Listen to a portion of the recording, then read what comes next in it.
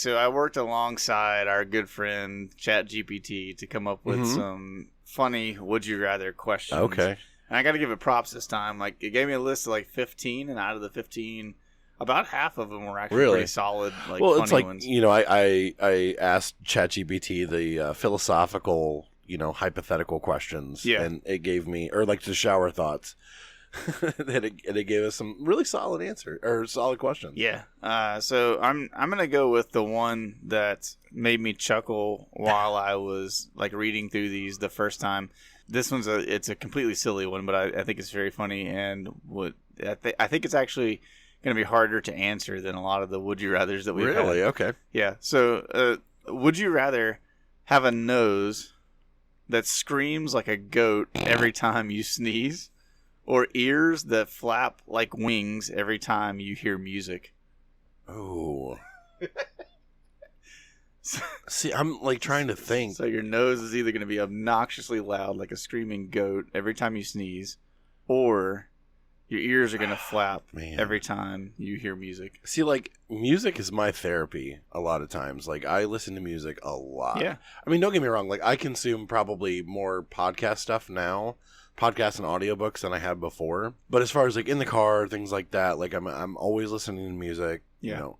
And it's one of those things where it's another caveat. Like, is it anytime you hear music at all? Like, so you could, like, so where I live in Rittman, I can hear the band when they practice at the school. So, like, okay. Yeah, we have the same thing here because, like, the stadium's not far away for Wadsworth, and so I can hear, especially the drums, but you can hear, like, a lot of stuff when they're playing and stuff. So, yeah.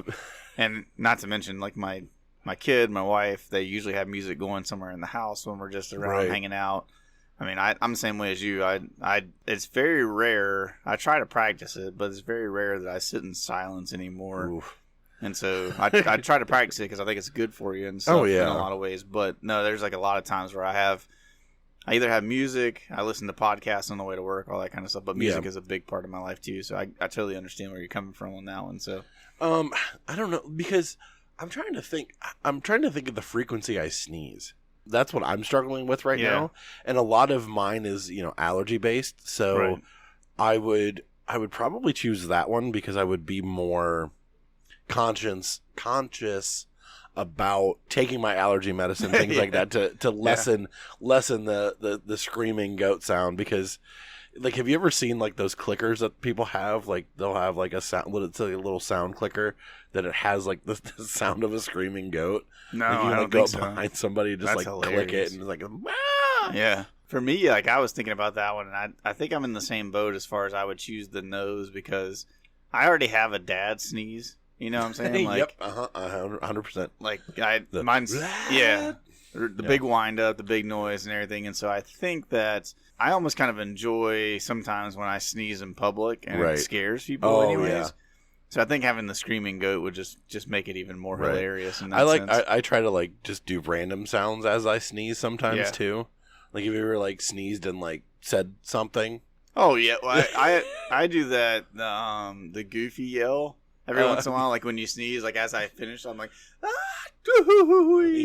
like that kind of thing. But I like the sneezing because, like you said, it's also one of those things that's not as frequent as I listen to music. And stuff. I think at least for me that I'm aware of. Well, yeah, I know I sneeze probably. I would wager that I sneeze at least like once every other day at minimum. Yeah. But at the same time, it's like most of the time when I'm sneezing, I'm cutting grass or I'm by myself somewhere or whatever. So it's not like it's the best application for that though would be in like a serious situation. Oh yeah. Could you imagine for me, like I'm up like giving a sermon and I have to sneeze, and so all of a sudden it's like you hear the goat screaming out of my nose. That'd be hilarious. Or you'd be like half asleep and then you like sneeze and like wake yourself up and then you're like fully awake. Well, yeah, even more so. Like I'm asleep at nighttime and Brooke is asleep, and I'd sneeze, and then she'd be so livid with me over the screaming. That is the worst. Like you're like almost asleep, and you like cough or like move in just the right way, and then you're instantly up and not tired anymore. That is the absolute worst. My least favorite thing about falling asleep process is you have those nights where you're like you're on your phone. Mm-hmm. and you get to the point where your eyes are just like they're closing on you, and you're sitting there like doom scrolling or whatever. And I'll roll over to plug my phone in and put it on my nightstand, and in that process, like you're like back awake again. I'm like, I need something that. Well, they make them now. Have you seen the little arm? It's basically these arms that we have. Yeah. That like, you can attach your phone to. You attach it to your nightstand or your bed frame, and it comes out over your head, and like you attach your phone to it, and you can like run the cable so it plugs in and everything. And then you just get one of those like little clicker wheels that connect to your phone via Bluetooth, and you don't even have to use your hands. You can just sit there and just scroll I haven't videos. Even seen that. Oh yeah. It's amazing how Wally. Lazy we've become. That's all I have to say. Wally. Exactly. This is more of our idiocracy Wally lifestyle that we've created for ourselves. I hate it here. Well, let's fire this bad boy off and get into our stuff for the month that we got to do. Yes, sir. Good morning, Josh. Good morning, Josh. Recognize me? No? Well, I'm Josh. I got suspended from school because of Josh. You're going to be there with me in every way imaginable, Josh. Josh is truly in a trance, yes. I went to high school with Josh, and I can tell you right now, he's a terrific kisser. Hi, I'm Josh. Josh, these are people's jobs we're talking about, Josh. You don't make us Hi. Josh walking in the door wasn't even close. Josh, you are a muffin-snuggling pirate puncher.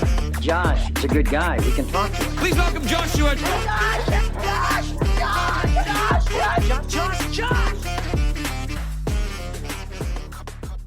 You fixed the intro. Yeah, I've been intentionally having to like slow it down every time now. I have to adjust the speed. I don't know why it speeds back up. So it is the first of the month. First of the month. Everybody knows what that means. It is time for our Cryptid of the month. So last month we talked about the. You had it last month. I did. Do you remember? Yeah, it was the Ozark Howler. Yeah. For some dumb reason, I went to like the Roger, and I was like, no, that was like 2 months ago. Yeah, Roger was like 2 months ago. I did the Beast of Bladenboro. It wasn't the Beast of Bladenboro. I did. What was the one that I did most recently? I thought that was it. Was it the Beast of Bladenboro? Because ours were. Yeah, because you talked about how they were kind of like similar in a sense. And then we did before that was. I did the Space Dwarves. Was my one before. And then the original one was the Squonk. So we done the Squonk, we did the Aliens, we did... Well, the OG was Frogman. Oh, yeah. Frogman, the OG was Squonk, Frogman. Aliens, Rogaroo. Anyways, we've done a bunch of them. Yeah. And we're going to keep diving into them. So, and like we've said, we've tried to cover the more obscure ones, at least. Yeah. Starting off with this. So, and today is like not going to necessarily be a super obscure one. It's actually one of the more popular ones that are out there. But it kind of stems from a conversation that we've had surrounding things like, in particular, the Rogaroo. Mm-hmm. When we've talked about how like a lot of these ideas of these cryptids or these creatures that we've talked through, they come from what we at least have kind of attributed to parents trying to scare their kids into basically good behavior, like, hey, right? Don't do this or this will happen to you. This guy's going to eat you or you'll turn into a boogeyman. Kind of and so today I'm going to start off by telling just a really short story, and this is one that I came up with. This is not AI. Okay. I kind of wrote this, and it's a very, very short but very, very kind of quick way to describe a little bit of some of the lore behind the cryptid creature that we're talking about today. I do enjoy some lore. So, a man is born into modest beginnings. Okay. As he looks at the world around him, he does the typical thing that we as human beings do, and he begins to grow more and more envious of the things that he sees other people having that he does not, right? Human nature. So, it begins to kind of covet those kinds of deals. Right. So, slowly, over this man's life, as he continues to work a normal job, have a normal house, all those types of things, greed begins to creep into his heart. Naturally. So he wants to pursue this kind of building of his own kingdom in this world, right? Yeah, of course. He wants to chase after certain things and his own wealth.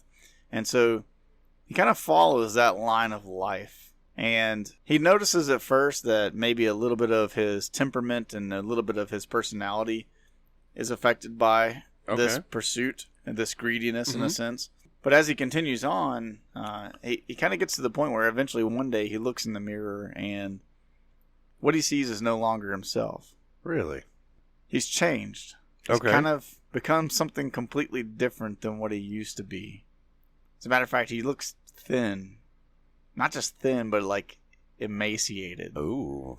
Like his bones are starting to show and stuff like that. Like you could almost kind of imagine the Christian Bale in was it Psycho? Was it not Psycho or Thinner? No, I was thinking Thinner. That's not Christian Bale, but I think a Psycho is the one where he's like, or the Mechanist or whatever it was. Yeah. That's the one. That's one. But he was, he gets like real thin looking and stuff, emaciated. His skin begins to kind of dull and take on this grayish hue to it. It's kind of ugly, and he can't really define what it is. The greed's changed him. As a matter of fact, the greed within him kind of has become a hunger that he can't satiate. But a hunger for what becomes the question. And eventually his mind turns to human flesh as the only thing that can satisfy this hunger. So we went so we went wealth and like money and status and self-fulfilling. And he kept going down that hole. And then eventually cannibalism. Yeah. Interesting. So is his last name Donner? So the funny thing about all this is that this is the progression of becoming what the Algonquin Native Americans refer to as the Wendigo. Really? Okay, so I guess my mind always interchanges Wendigo and Skinwalkers. Yeah. Like, I think it's one of those things where I know they're different just from lore and stories and things like that, but, like, my mind wants to, like, replace one for the other. Yeah, so you know what I mean? The idea behind the Wendigo, we'll kind of get into more details about it and stuff like that, but the idea behind the Wendigo is that the Wendigo, is, depending on which group of people you talk to within the Algonquin Indians, depending on which group you talk to within there, the Wendigo can be one of two things. The Wendigo can either be something that a person becomes because of either greed or because of things that they're willing to do that are usually associated with wintertime and starvation. Like I said, this taste for human flesh, like desperation to eat, that kind of stuff, driving them towards something. Or the Wendigo can also be this malevolent spirit that shows up in the life of a person who has fallen into those things, right? So it can either be the person themselves becomes the Wendigo, or it can be the Wendigo as something that shows up as this person allows themselves to fall into these kind of mentalities and practices and stuff. And so, so within these tribes, this was the thing that they taught. The word Wendigo roughly translates to the evil spirit that devours mankind.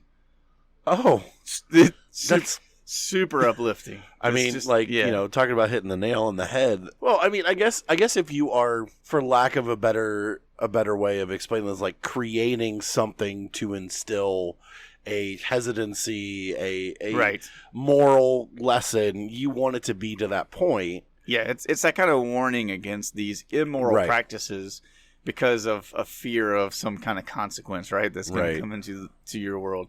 So there's a bunch of key features to the Wendigo that we can kind of cover and stuff and talk about as we go along. But the first one is obviously the cannibalism side of things. Right.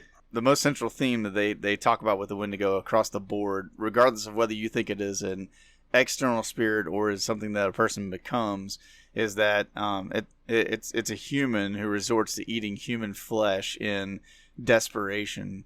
Typically, like the way they describe it is for the person that would become a Wendigo, that usually it's during harsh winter times when things are scarce that a person would turn to eating human flesh, and that would therefore begin the transformation into a Wendigo, basically, is the kind of idea behind it. Interesting. Like, I'm trying to... I don't know if it's just me applying my modern brain to that, but it's like, you are punished because of necessity? Well, I don't think it's because of necessity. But do you understand like where my mind is kind of like, okay, well, because you were willing to do what you had to survive in that sense. Yeah. But I think that for them, like especially for the Native American people, as you're telling these stories, there's such a value placed on life, right? Right. Like Yeah. Exactly. Has meaning in that sense, right? And so I think they're looking at it from the perspective of for you to consume another person because you're hungry. Right. Or, because you think about the fact that it's like, well, they could have consumed you for the sake of staying alive, as opposed either way, one of you is doing something wrong in that sense. Right. But they're saying it from that perspective of like you have to value the other person more than you value yourself, and so it's kind of that idea. Like, yeah, if you get to the point where you're willing to sacrifice the other person for your own benefit, then they say that's the epitome of greed in a sense, and will lead you down this path to becoming a Wendigo. I mean, okay. Like I can see where that Sure. that thinking is, but on the flip side, what if you offer yourself up to somebody for you giving up yourself for them to survive if they eat you? They don't address that part in the Wendigo stuff. I don't know. I can do a deep dive back into some of the stuff from the Native Americans and see if we can find an answer to that. But they just address like if you're the type of person who's willing to eat human flesh, that's the process of becoming a Wendigo. In other ones, the stories say that the Wendigo is an external spirit that comes in and possesses a person who has fallen into greed.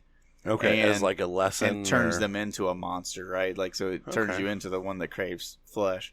Others describe the Wendigo as a human who gradually transforms into a horrifying creature as a result of their actions and their greed and stuff. And so there's kind of like three different places, right? So like one is time of desperation, usually associated with wintertime, right? That somebody in desperation consumes human flesh and becomes the Wendigo. The second being that there's a spirit that if you are a person who falls into greed and those kinds of things, that the spirit will come and possess you and turn you into a Wendigo, like into this creature to, I guess, go around and punish other people who are falling into greed. I mean, that's one of those things where it's like, how does that one make sense? I get folklore, like... Right.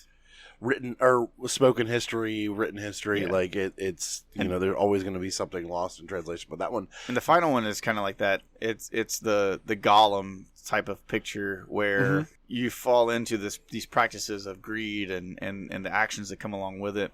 And as you fall into those practices, you go down a long trail of like how Gollum like finds the ring, goes down into the caves, and goes from Hobbit to eventually what we see as Gollum in The Lord of the Rings. And the same process kind of happens for the person who becomes a Wendigo, is that they fall into these practices, these bad things, bad habits of their life that eventually lead them down this path of becoming the Wendigo. Right. Which, by the way, I have a picture of a Wendigo. Like, I'm sure you've probably already looked it up and stuff like that, but I'll show you one in a bit. It's... Yeah. In my mind, when you say Wendigo, this is what I picture. It's almost like a ring wraith. So a hooded black figure, but has like horns and things like that. Like that's what I picture when I think of a Wendigo. So typically the ones that I'll go ahead and show you the thing if I can kind of rotate my thing around. So that's what it looks like. We were trying to describe it a little bit when we had some audio issues. But so it's a wolfalope. It's a wolfalope. Yeah, it looks like if you can imagine kind of like a werewolf that is extremely emaciated. Yeah. And then the head is like that of a jackalope and a werewolf mixed together. So it's kind of like a rabbit werewolf head with antlers sticking out of the top of it. But like very, very long arms. Long like arms, really claws. Gangly. Yeah.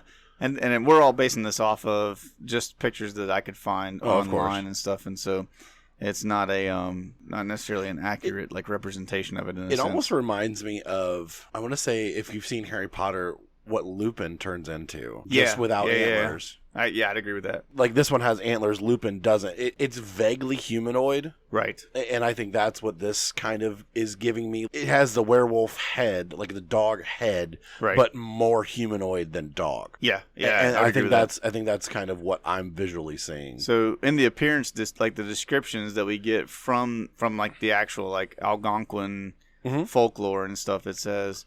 So it has an emaciated corpse-like body. It's skeletal, but with gray or ashen skin and stuff still hanging from the skeleton and everything. Of course, as we talk about with all of our cryptids, glowing red or yellow eyes, depending on when you see it and so stuff. Basically, every single cryptid that we've covered is a Sith.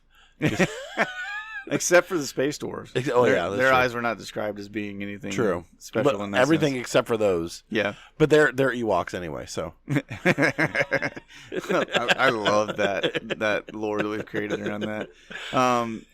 So sometimes these guys are depicted with antlers or a deer skull for a head. Mm-hmm. A more recent pop culture edition, the antlers and the deer skull are kind of a more recent pop culture edition than it was necessarily just tradition in that sense. They're supposed to be really tall, sometimes giant, meaning they would loom over people with elongated limbs and claws, and it emits a foul odor of decay. So you smell them before you see them. Yeah, that's one of those things where I think that's almost more terrifying than anything else. It's like your other senses are heightened, and then you can smell something that almost like primal instinct kicks in, and you can smell something like danger right before. Especially when you smell something that's like rotten flesh and stuff, you're just kind of like that. Because I don't know how many of you guys out there that are listening have ever experienced the smell of rotting flesh or something along those lines. But it's a very distinctive thing, and it's the type of thing that when we smell it as human beings, because of our history in this world, we've developed this kind of repulsion towards that smell. And so when you smell it, it is very much like you have a visceral kind of reaction to it. And so you want to discover either what it is and get away from it, or just run away. Period. And so you can imagine if you've grown up with stories of the Wendigo, and all of a sudden you're sitting around one night, maybe around a campfire or something like that, and you're like, is that something dead? Right. That I didn't smell before. Right. That just shows up out of the blue. Yeah. Then you start thinking like, okay, we got to get the heck out of here. Yeah. It's either a Wendigo or that one Amazon flower that just bloomed. Yeah. I forget what. You know what I'm talking about? Like the big huge flower that smells like rotting flesh. So the original Wendigo was in the folklore and stuff like that from the Native Americans. The Wendigo was more spirit-like and less of a physical monster. So it was supposed to be kind of this thing that more haunted you in a lot of ways, whereas Hollywood and our current like pop culture has made it into kind of being this physical looming monster. So it does have some powers that are kind of outside of the normal human stuff. The first one being superhuman strength and speed, which is very ironic and unassuming of this creature because it's so gaunt, because it's so emaciated. Like you wouldn't assume it could be fast or strong. Yeah, it kind of leans into, I think, a lot of the times what we see in like the movies and TV shows of, there were these creatures that almost makes them more terrifying, is because build wise. Mm-hmm. They would be very unassuming, but then they're super strong, super fast, all this kind of stuff. And because I would say strength, I could kind of go, okay, maybe, but speed, I would go, this guy doesn't look fast at all. Especially with the longer arms, you would think like in the natural running thing, you're going to be like flailing your arms around and like knocking into trees. It's got to be real goofy looking. It's like the one dude from Happy Gilmore, the big tall guy. Like, that's Mr. Gilmore's jacket. He's running after with him. the nail in his head. Yeah. That's great. I love the fact that they tied in his son. Oh, dude, I really thoroughly enjoyed. I did too. Happy Gilmore. All the callbacks were good. The storyline was good, and it didn't feel forced at all. Right. I thought it did a great job with it. Like what you were talking about, like his son is just as big as he is. Yeah, and he was like, sorry about putting the nail in your dad's head. He's like, he had it removed, but he didn't feel right, so he had one put back. He missed it, so he had to put it back in. That's very funny. Speaking of doing that guy's voice, the Wendigo can also mimic human voices to lure victims in. Those are the ones that are very, very unnerving. I always, whenever I hear something like this, I automatically go to the idea of it being like your kid. Oh, yeah. Where it's like, Dad? Yeah. Daddy? That kind of, calling out for you in your kid's voice. I think that would be the one thing that would make me mad enough that I might be able to take the Wendigo in a fight. Right. Well, and I think this is where my brain crosses the two over between the Skinwalker and that, because it's one of those things. I think with the Skinwalker, it's one of those things where if it sounds far, far away, it's not, and if it sounds really close, it's actually far away. Yeah. But it can mimic human voices. Right. And it knows your name, and the joke is in the Appalachians, if you ever hear your name in the woods, you didn't hear your name in the woods. Yeah. Just start singing a song and move on. The Wendigo has unending hunger, so the more it eats, the hungrier it gets. So it's a insatiable appetite, but is fueled by consumption. So that's the whole idea, like the greed behind it, right? Is that the more you get, the more you want. Right. It's the greed that we see in all human beings and stuff, and so it's kind of mimicked in the Wendigo. It controls winter and cold, so it has this ability to kind of bring upon cold conditions and stuff. Okay. So you can almost kind of imagine, like, the spirit side of it is... Yeah. Same thing we see in like games like Phasmophobia, where the temperature drops. Like it has a aura, a presence around it that can control the you start seeing your breath. Temperature. It feels really frigid. Things start to freeze over. All that stuff happens. So it can control winter and cold. It can possess individuals, especially in isolated places. This was another one that was almost kind of like a warning to children and stuff like that, of like, don't be alone. Don't fall into greed, like it's this kind of like hoarding to yourself kind of idea. There were big warnings against all of that kind of stuff as well. So the myth serves as kind of a method within the Native American culture to encourage cooperation and moderation of life. Okay, it's kind of the whole idea behind it and stuff. So yeah, I thought the Wendigo was a fascinating one. This was actually I'm gonna give a shout out to my daughter Sky, because she was the one that I just mentioned. It's time for us to do the Cryptid of the Month deal, and she was like, "Can you guys do the Wendigo?" And I honestly, like, at that point in time was kind of like, didn't know a ton about the Wendigo. I'd heard of it. Yeah, and like I've said during this whole thing, like, my brain is confused two of them, and like you telling me this, like, it kind of is helping me to separate the two. Right. Yeah, so if you're out there listening, you should take some time, jump on to Wikipedia or somewhere like that and do a little bit of reading more so on the Wendigo, because this is kind of the big overview, right? Right, like, and that's kind of what we do with these cryptids. We kind of want to give you like a surface level, not dig too deep into the woods. Like, I mean, some of them are a lot funnier, like the space dwarves. Space dwarves, yeah. Those are really, the frogman was kind of funny too. Yeah, but I think the difference in this one too, though, is that this one is getting us back into more of a lore position, as opposed to a sightings type of thing. Because so many of the other ones that we've talked about recently and stuff have been like, there's like 1, 2, maybe up to like 5 or 6 people who saw whatever this thing was. Like in the Beast of Bladenborough, it's like you have like I think it was like 4 or 5 people who actually claimed to have seen the Beast of Bladenborough. We had, what was it? It would have been like 6 different people that saw the space dwarves. Yeah, 6 or 8. You had the 3 people that saw the frogman. Yeah, handful of people saw the Ozark Howler. Yep, and maybe even Daniel Boone might have killed it. Who knows?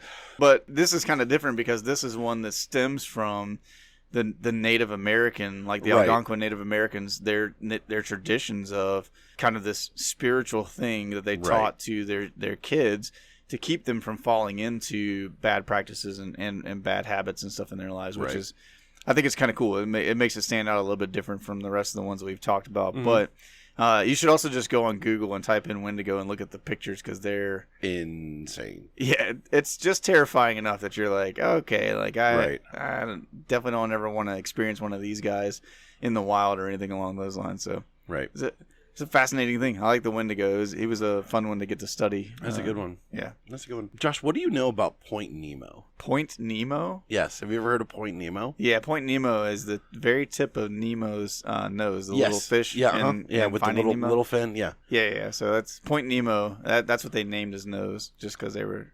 Yeah. No? Josh is giving me like... So close. You're an idiot. Look. I mean, you're kind of indirectly on the right track. Wasn't Nemo like the captain, the guy that was like hunting the whale, or was that no? That was guy? Ahab. Yeah. Nemo was the 20,000 Leagues Under the Sea dude. Oh, that's right. Yeah. And League of Extraordinary Gentlemen with the cool what is it, like a 6-wheel car? Yeah. And they had the big like submarine. That and car stuff. was dope though.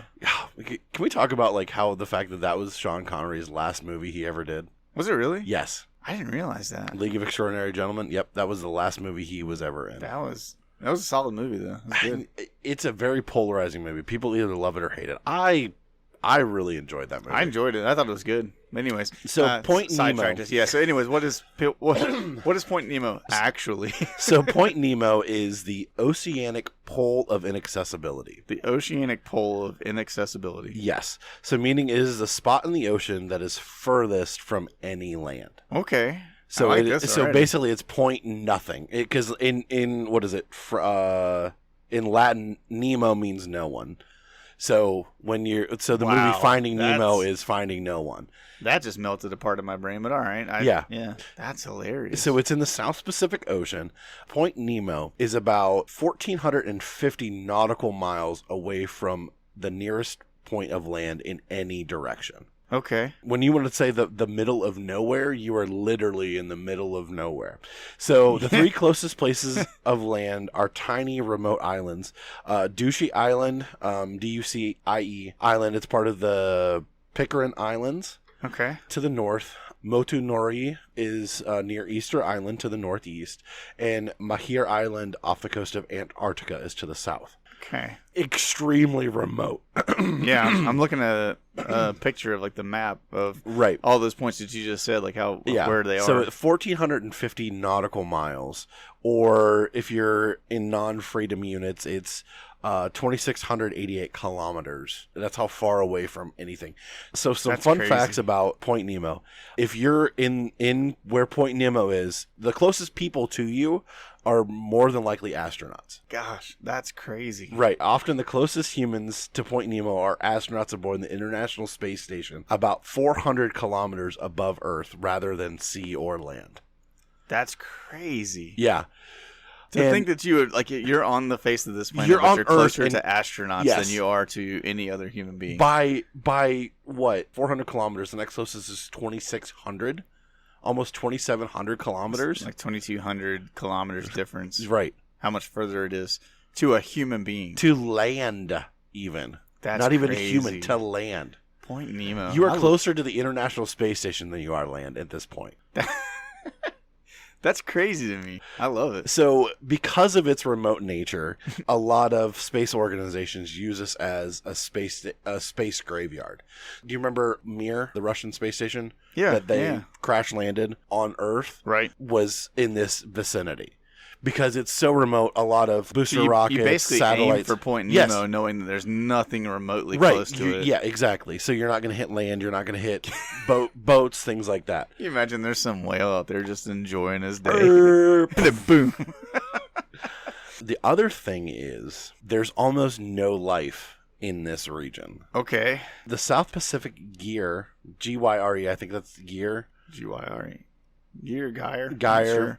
Now we're arguing the French Euro gyro argument. Yeah, or is it Geary cheese or Gyre or whatever? Yeah, sure. Yeah. Anyway, where Point Nemo lies is one of the most nutrient poor and lifeless parts of the ocean. So relatively speaking, there is very, very little marine life in this location. That's crazy. That being said, what if they you discovered a Meg there, didn't they?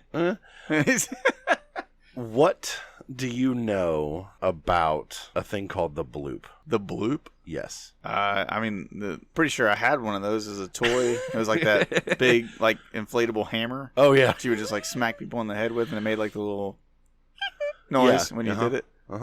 Close. The Bloop is one of the most famous and unexplained ocean sounds ever recorded. Okay. The Bloop is a very, very low frequency sound that was detected in 1997 by the U.S. Oceanographic Atmosphere Administration, or the NOAA. It was recorded... NOAA. Without the H. So it was recording using an array of underwater microphones or hydrophones in the Pacific Ocean. It was so loud that it was picked up by sensors over 3,000 miles apart. Okay. Its frequency pattern... Is this going to make me terrified of the ocean? Maybe. Yeah, cool. Maybe you'll see why I want to be lost in space rather than lost in the ocean. Sure. The frequency pattern was originally classified as biological in nature. Yep. So why wouldn't it be? Right. And so the most non-life-giving part of the ocean, a giant sound. So the bloop source was triangulated to a remote location in the South Pacific Ocean near the western coast of South America. Isn't this... Okay, near the western coast of South America. Mm-hmm. Okay. So that's relatively far away from Japan, where Godzilla is supposed to be. Well, here's the thing. So interestingly enough, this is actually where H.P. Lovecraft said that Cthulhu was to reside. Okay. Man, we're tying a lot of things together in this story. Yep. Bringing back to Point Nemo. Do you want to know how close this was to Point Nemo? Yeah, I do. About 1,000 miles or 912 nautical miles from Point Nemo. Relatively close. Relatively close considering what's around Point Nemo. Or Point Nothing. Yeah, that's... Right? There are very, very few instances of life, things like that. I threw into ChatGPT what, there's a few explanations for this sound. They've come up with a few explanations. Because you have, the world's loneliest whale? Have you heard that one? Where there's a whale emitting a frequency that is... The hertz of the sound is like no other whale that has ever been recorded. Oh, really? So basically, it's like by itself. It's like trying to find its pod or whatever. Its pod or its mate or things like that. Yeah. But there's never been another recorded sound on that frequency. Wow. Because like all whales have different frequencies, just like people have different. They have voices. Yeah. In that voice sense. tones, things like that. I was like, okay, let me go the smart route for the explanation of the bloop. Okay. From what I found, there are as close to definitive but no definitive answers of what this could be. Awesome. NOAA, or the NOAA's acoustic experts concluded that the bloop was the sound of ice fracturing or icebergs cracking and quaking in the Southern Ocean. Basically an ice quake. Yeah. But didn't they say that it was organic? Yes. Like it was supposed to come from an animal. That was their original findings, was it was organic in nature. Okay. And it does match some of the known sounds frequency-wise. It's close to those wavelengths. Spectrum and waveform. To ice cracking wavelengths? Yes. Okay. So some low-frequency sweep and harmonics as large as ice fractures. The amplitude, it can be incredibly loud. The sound carried effectively through the ocean's SOFAR channel, explaining why it was heard thousands of kilometers away. So that was 3,000 kilometers, not miles. Yeah.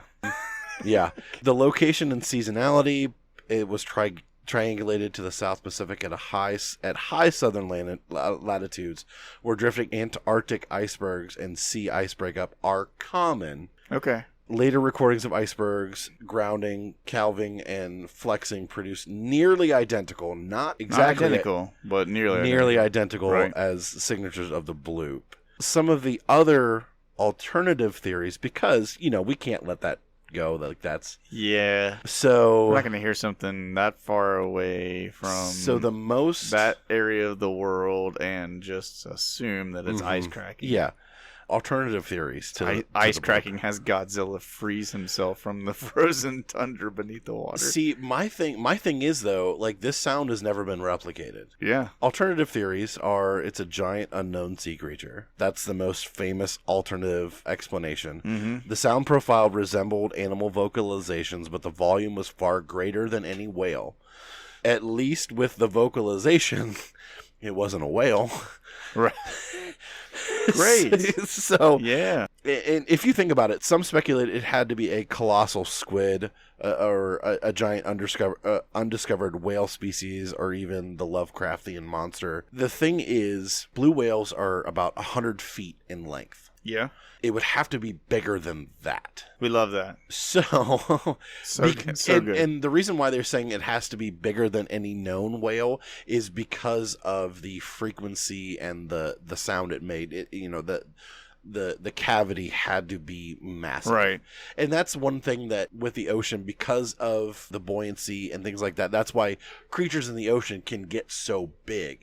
You can only get so big on land. Elephants, things like that are topping out the charts on land animals because of gravity. And when you're in the ocean, there's less energy to move. You can be as big as you want to be in the ocean, and you as long as you can sustain, long as you can sustain what your body needs to survive. Right. So that's where Megs and things like that are rumored to still be alive because things can grow bigger in the ocean. They're just in the depths and they're feeding off of it, whatever they find down there. Exactly. So. And then, which begs the question with this thing and stuff is like, okay, so if we got a monstrosity that's that big, my mind goes to one of two places with this, that either the lack of marine life that we see in that area is because of this thing consuming all of it to stay alive. Right. That's my initial thought. Or there's something in the depths that you like. There's life in the depths that you don't know about that are like. I think of the scene from, is it episode 2? I think, where they meet Jar Jar Binks and they go underwater and stuff, and with Obi-Wan and that's episode 1. And Anakin. Is it? No, it's.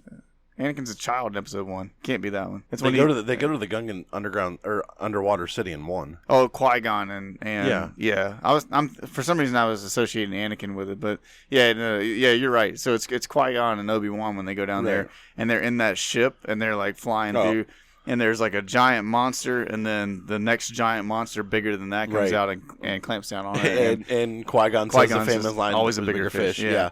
And so that's what it makes me think of, is that this extremely remote location of the world that's away from human beings who kill everything that's bigger than us, that there's this hierarchy of a chain of events going on down there where these things are feeding on each other. Well, and there's a king. Yeah. Well, and here's the thing, and this is going to come to a major shock to most people.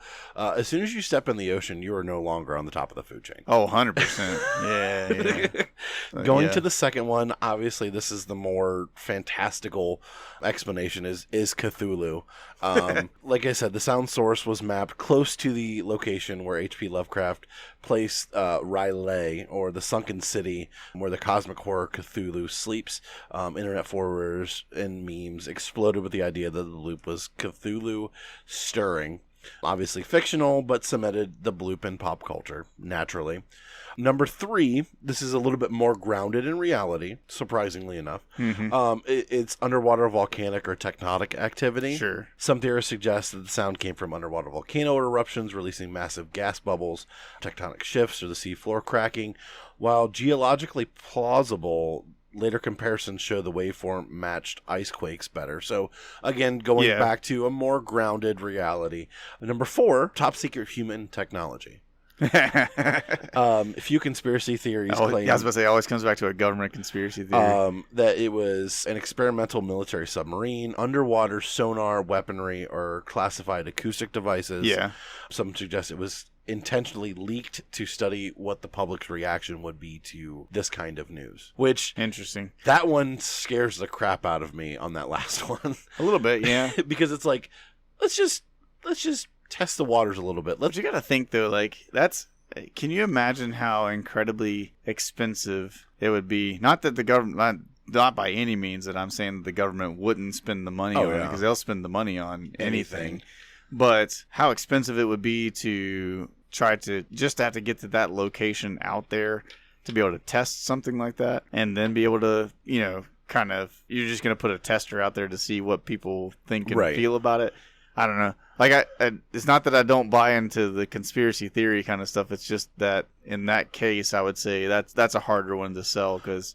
Well, okay, let me play devil's advocate here. Sure.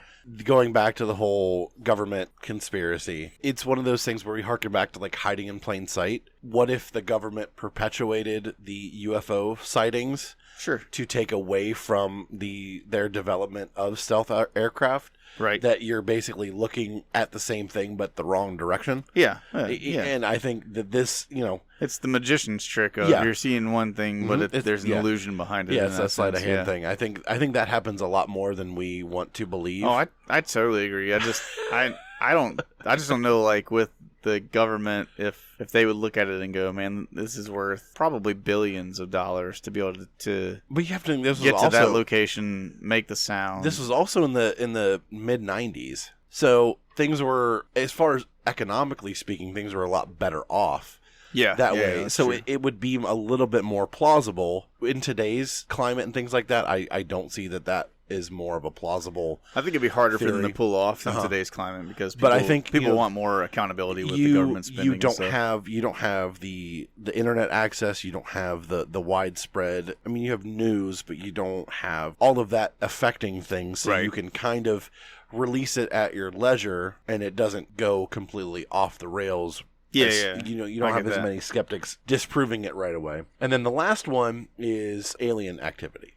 A lot of people are coming around to the theory that the extraterrestrials don't come from the outer space. It's from the oceans.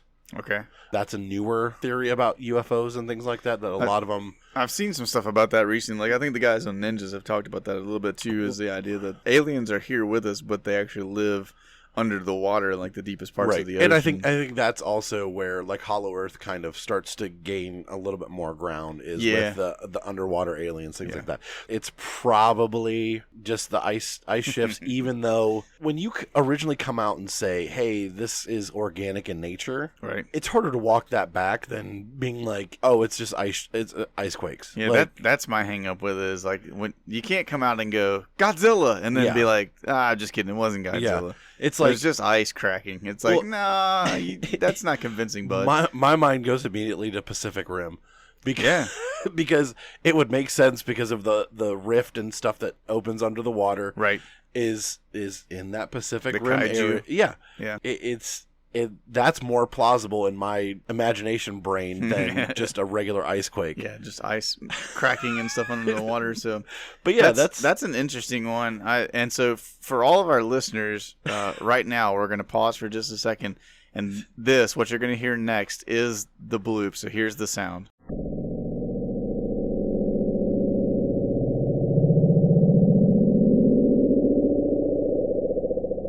So you can make your own decisions based on what you heard there and stuff of what camp you fall into. Right. I think I'm personally probably going to stay on the side of just never going towards Point Nemo. Right, exactly. Especially like we said, you're I forget how exponentially closer you are to astronauts than you are any point of land. Yeah.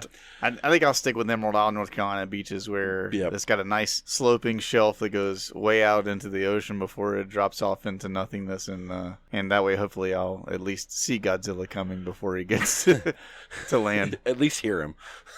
Well, the way as shallow as it is I grew up on the beaches of North Carolina, and for the main beaches from Atlantic Beach all the way down like into South Carolina, I believe the shelf. So like they talk about like basically like as you walk out into the water, the depth of the water kind of gradually, very slowly goes down, and then eventually you hit the drop off where it goes into like deep ocean. Whereas I've been to places before where the shelf is like, I mean, it's only a matter of like 100 yards, right? And then the drop off is out there into the depths of the ocean, and I'm like, I have a hang up with that because I'm like, I just don't like the idea of swimming in the ocean, playing in the ocean, all that kind of stuff where the depths are right out there. Right, yeah. Because I'm sitting there going like, what's below those depths? That's the part that bothers me. Mm-hmm. And I've been on one cruise in my life, and I've never been a person that really has a whole lot of the desire to go deep sea fishing or anything along those lines because I'm like, you just don't know what's out there. Right. And I'm sure it'll be fine, but at the same time, I just don't want to do it. And now knowing that Point Nemo exists and how far out it is and that there's like no life out there, that's a little more than disconcerting for me. So 100%. Gonna just enjoy my time here in Ohio, far away from the ocean. Right. What's the deepest that Lake Erie gets? It's actually one of the shallower. Is it? Yes, it is one of the shallower Great Lakes. I think it's the shallowest. I'm looking right now. 210 feet is the deepest that it gets in Lake Erie. Well, you're halfway. Oh, wait, no, that's kilometers. Never mind. I was going to say, wow, you're halfway to the astronauts at Point Nemo. It occurs in the eastern basin. The average depth in the basins are 24 feet, 60 feet, 80 feet. Yeah, so it's like, in comparison, it's very shallow. Yeah, I was going to say, like, I think, what is it, Lake Superior, I think, is the deepest. 210 feet, though. That's still a piece. You can hide a pretty big creature down 210 feet. That's awesome, man. Cool. Thanks for telling me about Point Nemo and the Bloop. Those are both like fun. Right. Well, fun things I was not aware of. I figured I couldn't do the one without doing the other. So to get your context of how remote this place is and how closely this was to Point Nemo. Yeah, that's incredible. Yeah. Yeah, so I have like one more like quick story thing that I could tell real fast because we got some time left in the episode. This is one that ties into something that you brought up, I believe, if I remember correctly, which I'm terrible about memory stuff, you know that. I believe it was episode 32 is where you brought this topic up, but you talked about the map of missing people. And, the missing 411. Yeah, missing 411 and the state parks and all that kind of stuff like that. Not state parks, what is it? Like National parks. National parks. Have you ever heard the story of Mike Turner? You know anything about that? Is that Will Turner's brother? Yeah. What part of New Jersey are you from? South Central? Haven't quite figured that out yet. Mike Turner was a guy who was a hiker, an avid hiker. But he wasn't just a hiker. He was a Presbyterian minister. He was a father, a husband, and a man deeply connected to his faith and the wilderness. The story of Mike Turner is one that's unique in a lot of ways that you'll see as we kind of go through it. So for him, the mountains were not merely just landscapes to conquer like a lot of hikers think that they are. They were sacred spaces where he could go and listen, reflect, spend time with God, be fully in his presence and stuff. And so in the summer of 1998, Mike set out on what was supposed to be just a solo trek for him through Wyoming's Fitzpatrick Wilderness, which is deep within the Wind River Range, right? Okay. His only companion that he was going on this hike with was Andy, who was his black lab. That was his dog. Okay.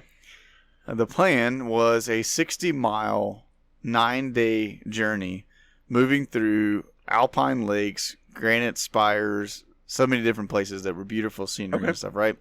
And it was supposed to be a chance just for him to kind of recalibrate and get things back on track in life, because I can appreciate this as a pastor. He was just worn, he wanted some time to just kind of recharge and kind of rejuvenate himself. Yeah. I got you. We all need that, actually. Yeah, absolutely. So he left on July 30th, 1998. I would have been, 98? 15, 16 years old, somewhere in that ballpark. Yeah, I'd have been 12. 15 years old. I'd have been 12. Yeah, we're old. And for a few days, everything was good. It was as it should be on his hike. There were hikers that spotted him near his intended route on August the 2nd. So just, 3 days later? Is there 30 days in July or 31? Yep. 31. I had to sing the song. Yeah. Like 30 days past September, April, June, and November. So 4 days later, people saw him on this hike just a few miles from a remote lake. And then after that, Mike vanished. Interesting. Yeah. Mike failed to return. And so an all-out search began, right? Rescue teams, helicopters, volunteers, they all combed this terrain of this spot where he was supposed to have been in. His family prayed and obviously waited, clinging to hope that this experienced outdoorsman like Mike would find his way back. And then days stretched into weeks and nothing. So then on August the 28th, a ghost appeared in the wilderness. Andy, the dog, thin but alive, trotted into a campsite near Island Lake. Okay. 17 miles from where Mike had started his journey. The dog's sudden return reignited the search, right? So all of a sudden there's a new urgency for them to want to get out there and find Mike. So did the dog go back to where they started from? No, or it was completely he went different? to a completely different camp. Okay. But he found people. And so Andy, they said when he came to the camp, he seemed restless, as if guiding the rescuers towards something that they needed to go find.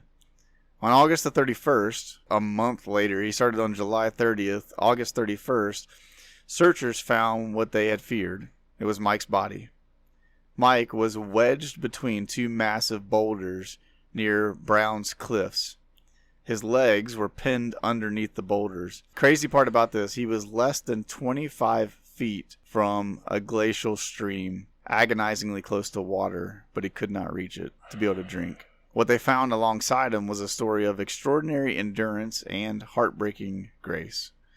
Mike kept a journal during this entire ordeal, so he had taken a journal with him to record his time on this hike that he was going on, and his journal. It was going to journal about his time with God and all that kind of stuff. And so his careful, steady handwriting revealed that he survived for 9 days after the accident of the boulder falling on his leg. Do they know like how the boulder fell on his leg? Like, is that like in his diary? No, I don't think he ever disclosed exactly how the boulder got on top of him and stuff. But he documented his battle for survival.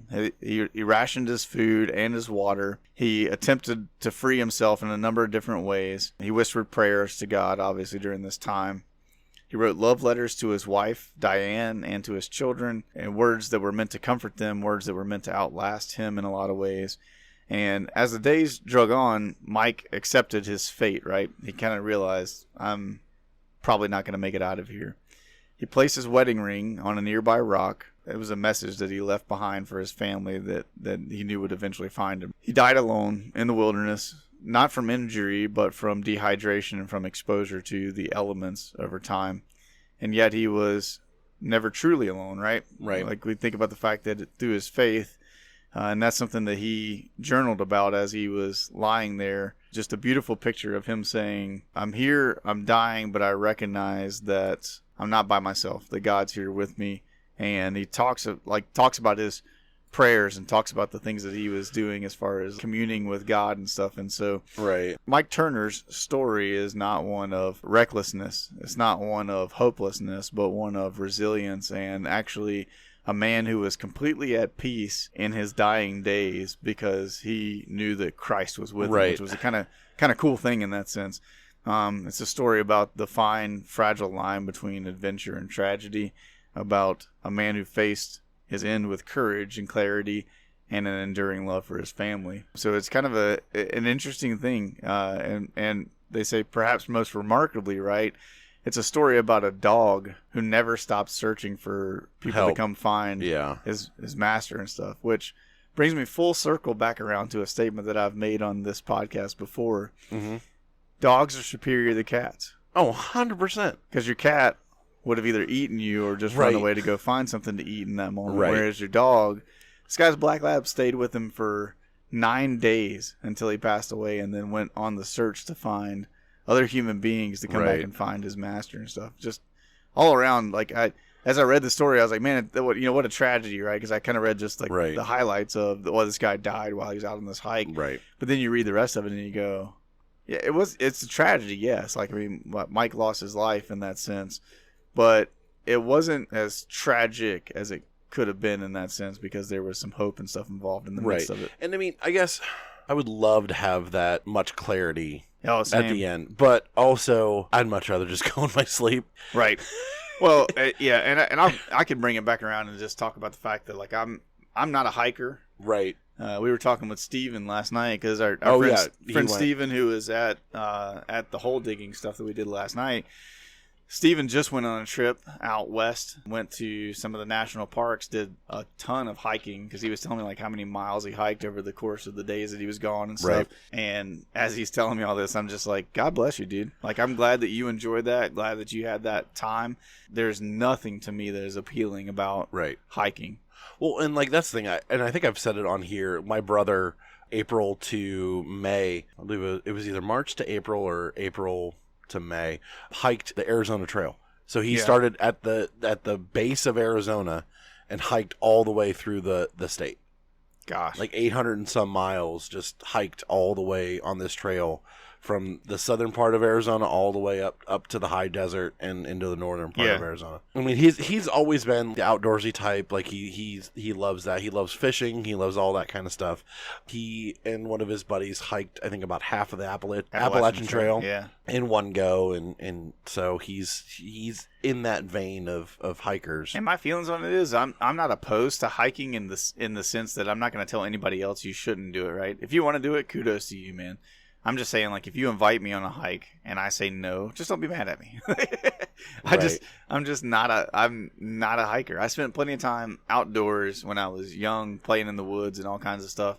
And for me, it's like, if we're going to go on a hike, I want to go on a hike with a purpose. Right. most memorable hikes for me, it was like being in Haiti, hiking through the mountains in Haiti, and to take food to people that were in need and stuff. And so, totally on board to hike if we're going hiking for a purpose. If we're going hiking just to get to the end of a trail and go, look at the pretty view. Right. Look what we did. Have you guys heard of Google? Google Maps is awesome. I can see that same view without all the walking. Right. But no, if you guys enjoy it, man, enjoy the heck out of hiking. I hope you do, but just don't invite me to go because I don't want to. Right. All right, you got anything else for us on this episode? Or? I don't think so. I think the next big thing that I have is kind of a longer one that it could be a fun ride. Well, let's get ready to close this thing out then, and we'll just make sure we tell everybody that, number one, we have a link tree. Yep. Josh did the work to make sure we got that thing up and running, and so it's there available for you. It makes everything that we have available in one spot, which is great. So and go to that link tree. It's in the description of this episode. It is in the promo stuff that we put up on our Facebook and Instagram pages, so if you need to find it, you should be able to find that link pretty easy. Also, hopefully by the time this episode comes out, we still have stickers. If not, let us know if you guys want us to get more. We'd be happy to do that to spread them out and get us out there that way too. It has a QR code that you can scan, and it'll take you directly to that link tree. So yeah, and if you're wanting to put one on the back of your car for us, man, we'd love you to death for that. Right. So. But yeah, we appreciate you guys interacting with all that stuff. Leave us some comments. Let us know the things you want us to talk about, things you want us to explore in the future, and we will get those things included in. But otherwise, we hope that you guys have an awesome rest of your day, an awesome rest of your week, and we will see you in episode 36. Wow, that's crazy. We love you guys. Love you. All right. Bye. Bye.